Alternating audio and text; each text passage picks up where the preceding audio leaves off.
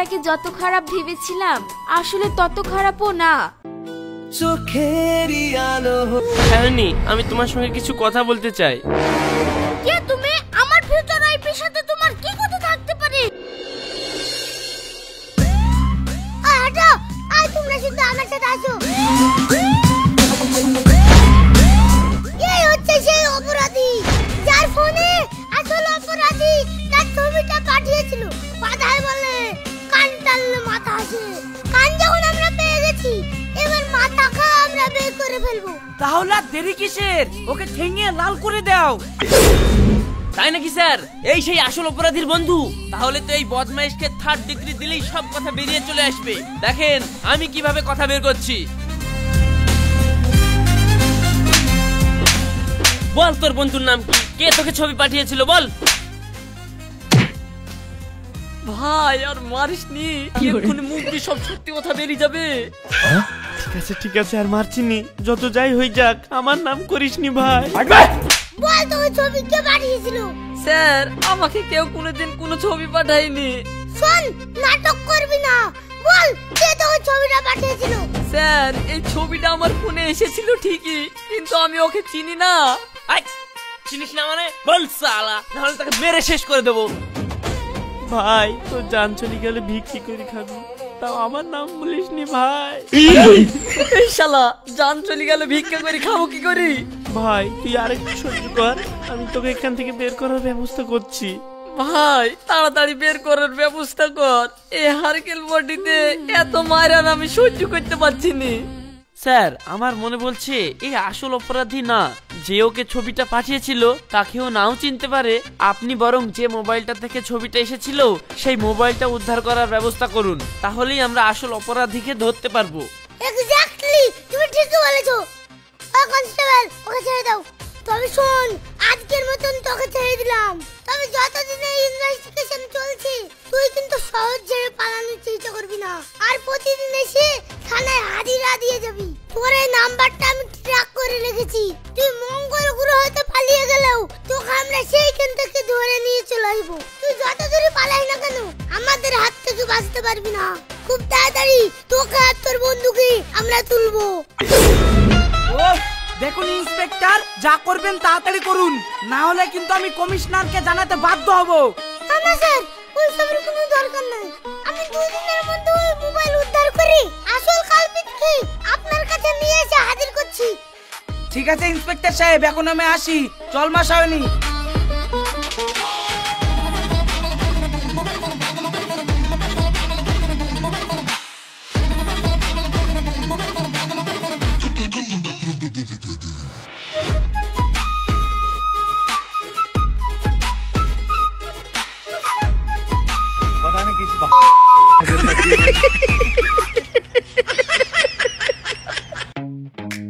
দেখুন ম্যাডাম, আমি আর পারছি না, তাই আমি সিদ্ধান্ত নিয়েছি আপনার আব্বাকে আমি সব সত্যি কথা বলে দেব।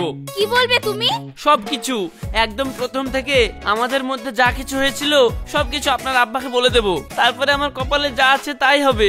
বড়জোর আমার আব্বা হার্ট অ্যাটাক করে মারা যাবে, না হয় আমার মান সম্মানটা চলে যাবে, এর থেকে তো বড় কিছু হবে না। কিন্তু ম্যাডাম একটা কথা মনে রাখবেন, এই সব কিছুর পাপ কিন্তু আপনার ঘাড়ে যাবে। আমার ঘরে পাপ যাবে মানে? আমি আবার কি করলাম? আপনার জন্য তো সব হচ্ছে। আমি কতবার আপনার পা ধরে বলেছি যে আমি জেনে বুঝে ওই কাজটা করিনি, কিন্তু আপনি তো বিশ্বাসই করছেন না। ও, তার মানে তুমি আমার আব্বুকে সব সত্যি কথা বলতে চাও, তাই তো? ঠিক আছে, আমি আব্বুকে ডাকছি। আব্বু, ও আব্বু, একটু উপরে এসো তো। কি হয়েছে রে মা? দাঁড়া আসছি।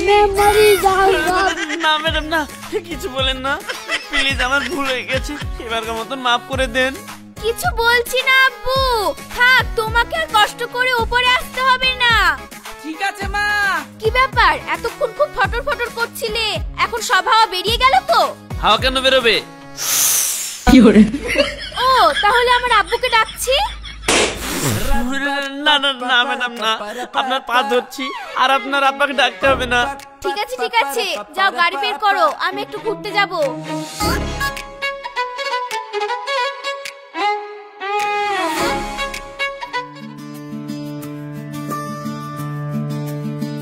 ম্যাডাম ম্যাডাম 1 মিনিট শুনুন, আপনার সঙ্গে আমার কিছু জরুরি কথা ছিল। আপনাকে তো ঠিক চিনলাম না। ম্যাডাম, আপনি আমাকে চিনবেন না, আমি রাশিদের ছোটবেলাকার বন্ধু। ম্যাডাম, আমি জানি আপনি রাশিদকে ভুল বুঝেছেন, আর তার জন্য আমি আসলে দায়ী। আপনি দায়ী মানে? এসব আপনি কি বলছেন? আসলে কিছুদিন আগে আমি নেশার ঘরে ভুল করে রাশিদকে একটি খারাপ ভিডিও পাঠিয়ে দিই, আর সেদিনের পর থেকে আমার সাথে ঝামেলা করে আমার সাথে সব যোগাযোগ বন্ধ করে দিয়েছে। আর ওই ভিডিওর কারণে আপনিও রাশিদকে ভুল বুঝেছেন। আসলে দোষটা ছিল আমার। ও খুব ভালো ছেলে ম্যাডাম, ওকে আপনি ক্ষমা করে দিন। ঠিক আছে, তুমি এখন যাও। তার মানে আমি সত্যি ছেলেটাকে ভুল বুঝেছিলাম। সেদিনের ভিডিওটা তাহলে ভুলবশত ওর বন্ধু পাঠিয়েছিল।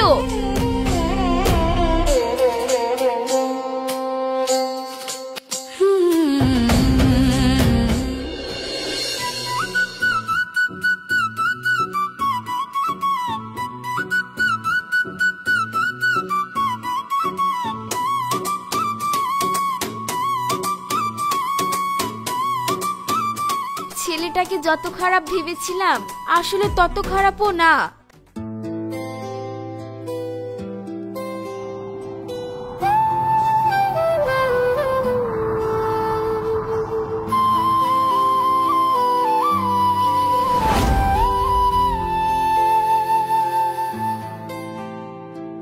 চোখেরই আলো হয়ে স্বপ্নের সিঁড়ি বেয়ে তোকে দেখি বারবার। মনে মানুষের কাছে সে মনটা যে আমার ভালো লাগে। তুই হাসলে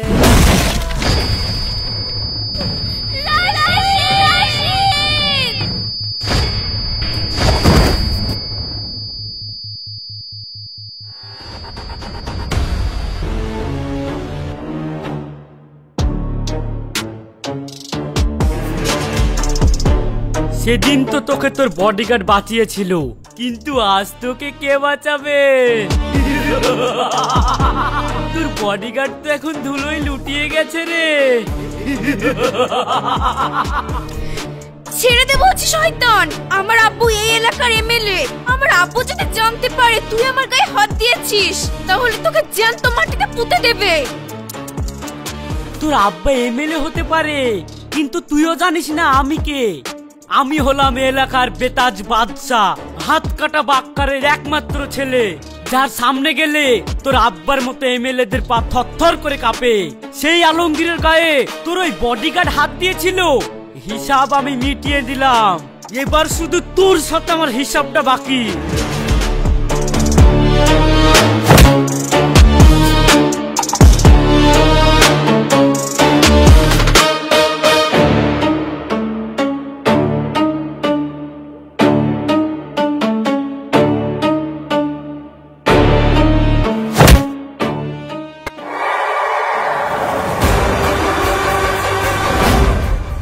হতে পারে তোর আব্বা এই এলাকার ডন, কিন্তু আমাকেও চিনিস না। আমিও হচ্ছি ম্যাডামের বডিগার্ড রাশিদ, তোর বাপেরও জম।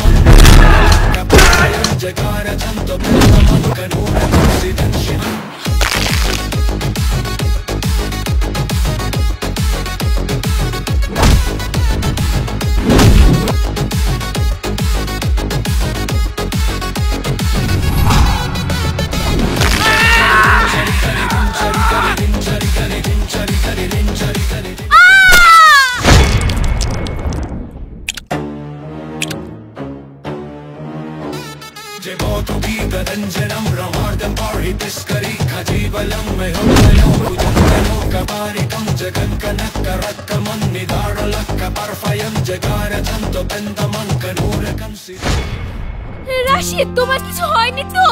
ইয়ে কি, তোমার হাত কেটে তো রক্ত বের হচ্ছে।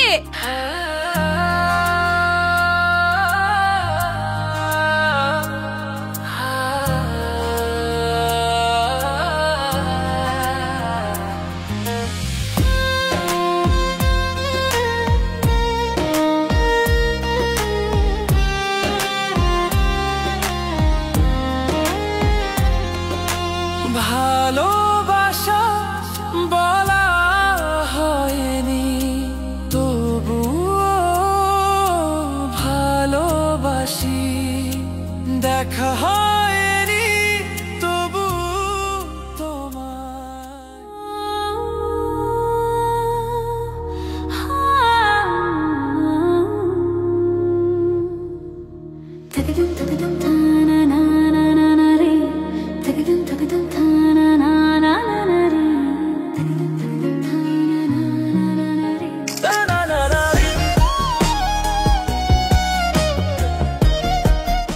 ম্যাডাম চলে এসেছেন? আসলে গাড়িতে বসে থাকতে থাকতে কখন চোখ টেটে এসেছিল বুঝতে পারিনি। ঠিক আছে কোনো ব্যাপার না। চলেন চলেন। ঠিক আছে চলো।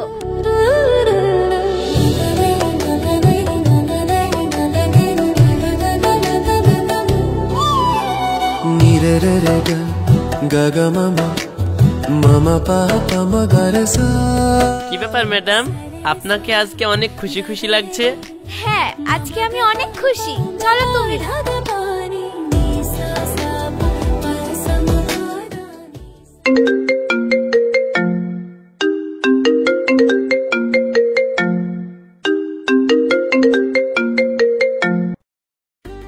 হ্যালো হ্যালো, আমি সায়নী বলছি।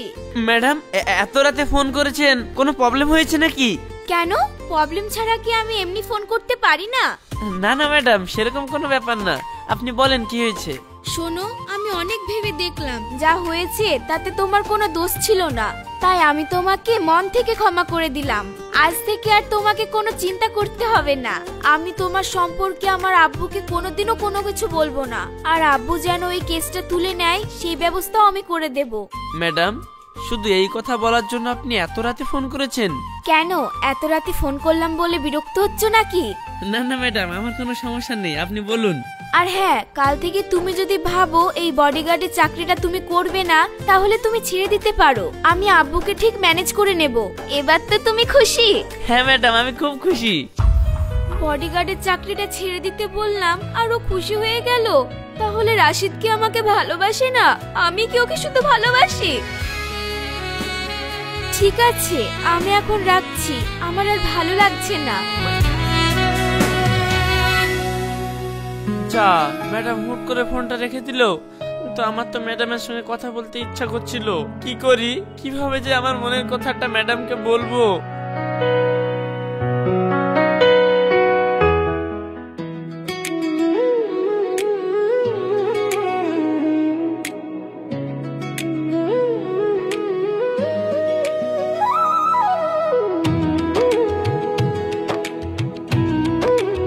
সায়নী মা, একটু ভেতর আই তো।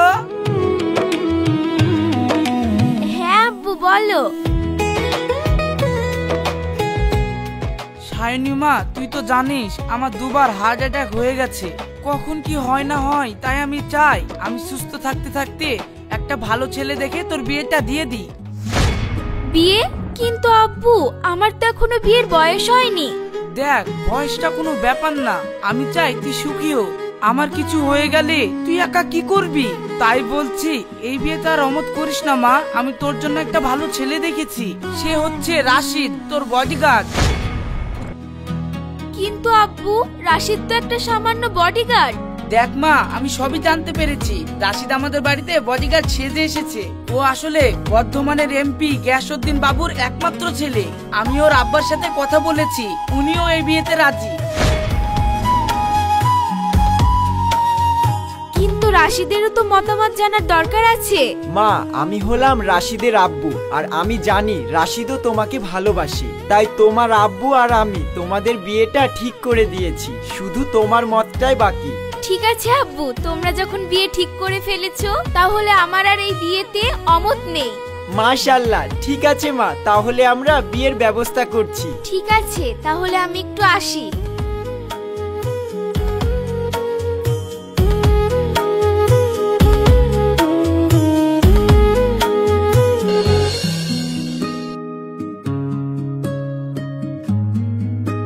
কি ব্যাপার রাশিদ, আমাদের বিয়ে ঠিক হয়ে গেল, কিন্তু তোমাকে এত চিন্তিত মনে হচ্ছে কেন? তুমি কি এই বিয়েতে খুশি না? দেখো সায়নী, প্রথম যেদিন তোমাকে আমি দেখি সেই দিনই ভালোবেসে ফেলেছিলাম। তারপরে থেকেই আমি তোমাকে ফলো করা শুরু করি। তাই? তাহলে তুমি আমাকে শুরু থেকেই ভালোবাসো? I am so lucky.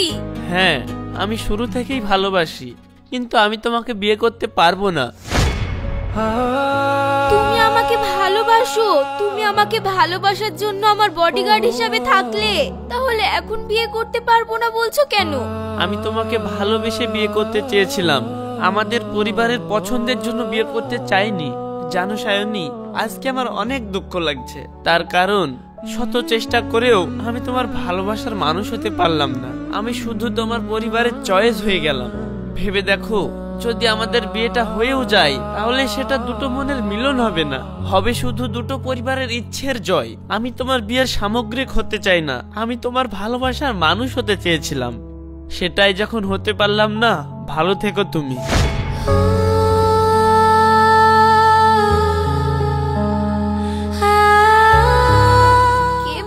আমি তোমাকে ভালোবাসিনি, আমি তো তোমাকে সেদিন থেকেই ভালোবেসে ফেলেছি, যেদিন তুমি ছিলে আমার ছায়া, আমার বডিগার্ড। কিন্তু দুঃখের বিষয়, আমার মনের কথাটা জানাতে পারিনি। আর তুমিও যখন আমার এত কাছে থেকেও আমার ভালোবাসার কথাটা বুঝতে পারলে না, তখন আমি তোমাকে কোনোদিনও আর জ্বালাবো না।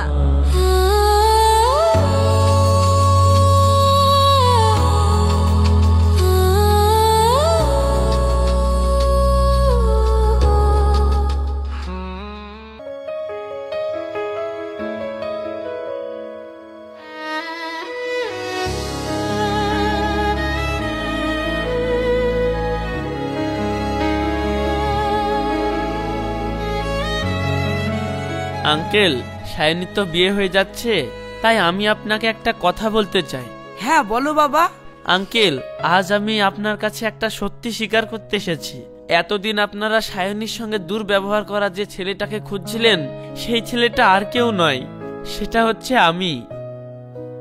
আমি জানি বাবা। আপনি সব জানেন? হ্যাঁ, সায়নী আমাকে তোমার করা ভুলের কথা সবই বলেছে, আবার এটাও বলেছে সবকিছু করার পরেও অজান্তে ও তোমাকে ভালোবেসে ফেলেছিল। তাই তো তোমার বাবার আমি মিলে তোমাদের বিয়েটা ঠিক করেছিলাম। কিন্তু হঠাৎ তুমি যখন বিয়ে করতে রাজি হলে না, সায়নী খুব দুঃখ পায়, তাই আমার উপরে অভিমান করে এই বিয়েটা করতে যাচ্ছে।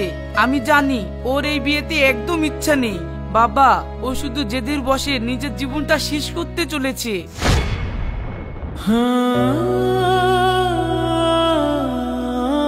সায়নী কোথায় আঙ্কেল? সায়নী কোথায় আঙ্কেল? কোথায় ও? আমি ওর সঙ্গে কথা বলতে চাই।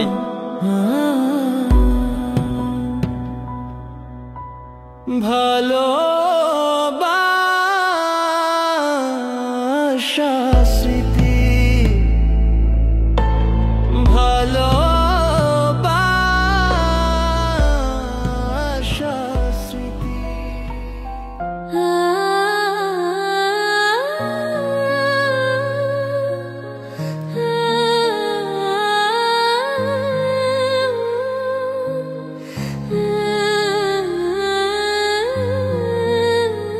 সায়নী, আমি তোমার সঙ্গে কিছু কথা বলতে চাই। কে তুমি? আমার ফিউচার ওয়াইফের সাথে তোমার কি কথা থাকতে পারে? আই ডোন্ট অ্যালাউ, এগুলো আমি একদমই বরদাস্ত করব না। কি গো সায়নী, এই ছেলেটা কে? ওহো, ও আমার আগের বন্ধু। বন্ধু বন্ধু বন্ধু, আই হেট বন্ধু। যত ভালো ভালো কাজই বন্ধুরাই নষ্ট করে। বন্ধুদের সাথে বেশি কথা বলা যাবে না। আগে বিয়েটা হোক, তারপরে যা বলার বলবা। এই বন্ধুকে দেখে আমার একটু সন্দেহ সন্দেহ ঠেকছে। ভাই, আমার চেহারাটা এরকম হতে পারে, কিন্তু আমি খারাপ না।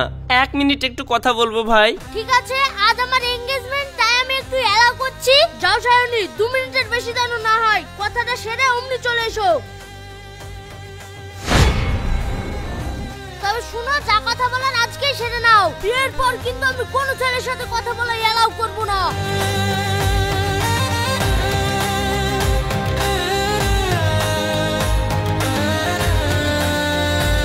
দেখো রাশিদ, আমার বিয়ে হতে চলেছে।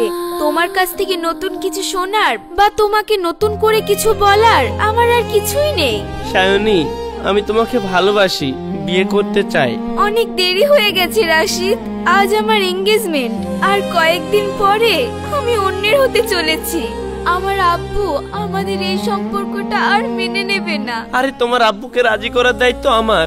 তুমি শুধু একবার বলো যে তুমি আমাকে বিয়ে করবে। আমি তোমাকে বিয়ে করতে পারবো না। জানো, তুমি বিয়েতে রাজি না হওয়াতে আমার ততটা খারাপ লাগেনি যতটা লেগেছে যখন তুমি বলেছিলে যে আমি তোমাকে ভালো না বেসে আমার পরিবারের কথাতে তোমাকে বিয়ে করছি। তখন আমার সবচাইতে বেশি কষ্ট হয়েছিল। তুমি কি করে ভাবলে যে আমি তোমাকে ভালোবাসি না? তুমি এত বড় লোকের ছেলে হয়েও সামান্য আমার বডিগার্ডের চাকরিটা করছো, তাকে ভালো না বেশে থাকা যায়? ছোট্ট একটা ভুলের জন্য এত অপমান, এত অত্যাচার সব মুখ বুজে সহ্য করেছে। একটা মেয়ে তার জীবনে একটা এমনই ছেলে চায়। আমি তোমাকে সত্যি ভালোবেসে ফেলেছিলাম রাশিদ। অপেক্ষা করেছিলাম কবে তুমি নিজের মুখে বলবে, সায়নী আই লাভ ইউ, আমি তোমাকে ভালোবাসি। উপরবেলার কি খেলা দেখো, আজ আমার অন্য জায়গায় বিয়ে হয়ে যাচ্ছে। কে বলেছে কিছু করার নেই? দরকার হয় আমি তোমার আব্বুর পা ধরে ক্ষমা চেয়ে নেব, তাও তোমাকে আমি হারাতে পারবো না সায়নী। আই লাভ ইউ, আমি তোমাকে অনেক ভালোবাসি, আমি শুধু তোমাকেই চাই। আমি এখন কিছু করতে পারবো না রাশিদ, যা করার আমার আব্বু করবে। ঠিক আছে, তাহলে আমি তোমার আব্বুকে রাজি করাচ্ছি।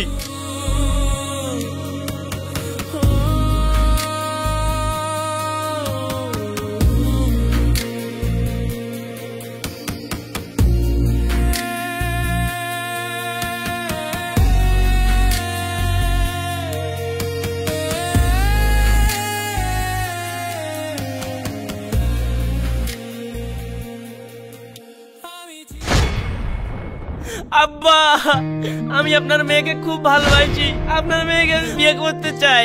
আপনি যতক্ষণ এই বিয়ে ক্যান্সেল করে সায়নীর সঙ্গে আমার বিয়ে না দিচ্ছেন, আমি ততক্ষণ আপনার পা ছাড়বো না। আরে আরে, আমি তো বিতে রাজি ছিলাম, তুমি তো বিতে রাজি হলে না। পাগলামো করিস না রাশিদ, পা ছাড়, অনেক মানুষে দেখছে। আব্বা, আমি পাগলামো করছি না, আমার বিয়ে না দিলে আমি সত্যি সত্যি পাগল হয়ে যাব। তুমি সায়নীর সঙ্গে আমার বিয়েটা তাড়াতাড়ি দেওয়ার ব্যবস্থা করো। আর তাছাড়া ছোট ছেলের কথা, কখন কি বলেছি না বলেছি এসব কথা বাদ দাও।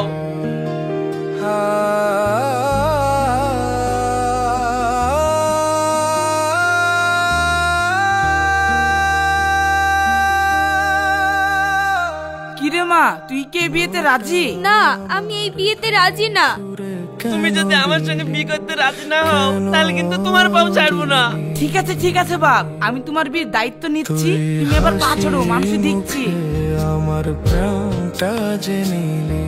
আমি জানতাম তুমি আমার মেয়েকে আমার চেয়ে তো বেশি ভালোবাসো, তাই আমি এই বিয়েতে রাজি। চলো, আমি তোমাদের বিয়ে দিয়ে দিচ্ছি। খুব ভালো, খুব ভালো। তাহলে আমার কি হবে? আমি যে এত সুন্দর পোশাক পরে আসলাম, তার কি হবে? এই জন্য বলেছিলাম বন্ধুর বন্ধু গলা কাটে। বিয়ের দিন আমার বিয়ে ভেঙে গেল, তাহলে আমার কি হবে? দেখ ভাই, আমার আর সায়নীর মধ্যে তুই আর কাটা হয়ে দাঁড়াস না। দরকার পড়লে আমি তোর জন্য হাজার হাজার মেয়ে খুঁজে দেবো, ওর মধ্যে তুই একজনকে বিয়ে করে নিস ভাই। আর তুই যে হ্যান্ডসাম, তোকে যে কোনো মেয়েতেই বিয়ে করে নেবে। আর আমার অবস্থা দেখ, সায়নী ছাড়া আমার জীবনে কেউ নাই। তা অবশ্য ঠিক। যা, তুই যখন এত করে বলছিস, সায়নীকে ছেড়ে দিলাম। তবে হ্যাঁ, আমার বিয়ের দায়িত্ব কিন্তু তোকেই নিতে হবে। ঠিক আছে, যা, তোর বিয়ের সব দায়িত্ব আমার। ঠিক আছে ঠিক আছে, তাহলে আমার আর বিয়েতে কোনো আমত নাই, আপনারা বিয়ের ব্যবস্থা করেন।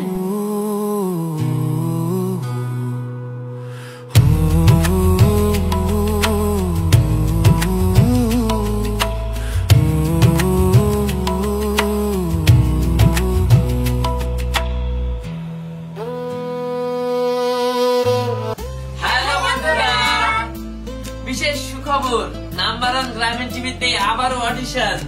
আমরা 35টা ইউটিউব চ্যানেল খুলেছি, যেখানে আমাদের অনেক ছেলে মেয়ের প্রয়োজন। তাই আপনারা যারা চাইছেন আমাদের সঙ্গে কাজ করতে, তারা চলে আসুন আমাদের অডিশনে। অডিশনের তারিখ 16 নভেম্বর 2025। এখানে থাকা, খাওয়া এবং প্রতি মাসে বেতনের সুব্যবস্থা আছে। তাই দেরি কিসের, চলে আসুন আমাদের অডিশনে। আমাদের ঠিকানা রায়পুর কল্যাণপুর রোড, নওয়াদা, মুর্শিদাবাদ। আমাদের লোকেশন যদি আপনারা সার্চ করেন নাম্বার ওয়ান গ্রামীণ টিভি স্টুডিও বা রওশন টিভি স্টুডিও, তাহলে আপনারা দেখতে পাবেন। আর ডিসক্রিপশনে আমাদের লোকেশনের লিংক দিলাম, ওখান থেকে আপনারা আমাদের লোকেশন দেখে চলে আসতে পারবেন। বন্ধুরা তাড়াতাড়ি চলে আসুন আমাদের স্টুডিওতে অডিশন দিতে।